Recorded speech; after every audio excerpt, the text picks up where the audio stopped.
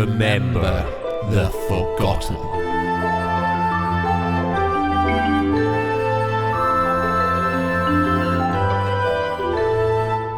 Chapter 0. The Man in the Middle.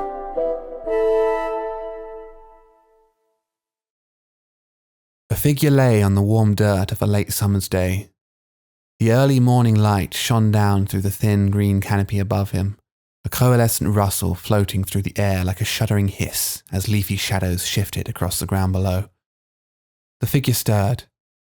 He tried to open his eyes, but found the luminant white of the sun's rays much too bright. With a moan and a groan, he eventually forced his stiff body into motion and groggily turned onto his front. He took a deep breath, slowly pushed himself to his knees, and then lifted his chin to observe his surroundings. The forest around him was serene.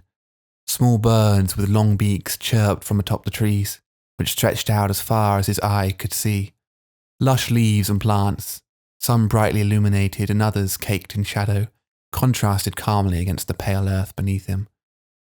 He shifted his weight once again, fine dirt falling from the baggy brown cloak that draped his body, and finally managed to push himself to his feet. Stretching his arms into the air, he yawned loudly and freely, shrugging his shoulders and allowing his body to settle into a waking state. His eyes moved across the clearing blankly. He took a step. The warm sun was bright and made him feel fresh. Another step. This time, he felt something tug his shoulder. He looked down, calmer than he ought to be, and finally saw the thin rope that was tied thoroughly around his upper arm.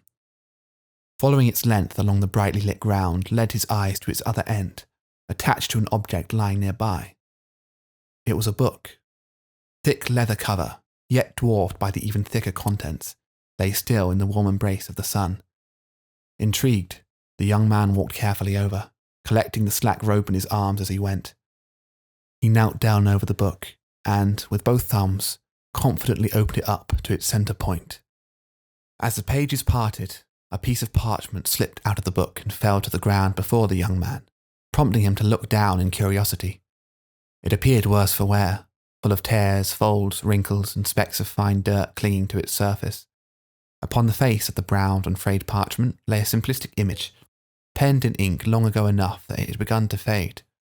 A mass of trees, neatly divided by a winding road.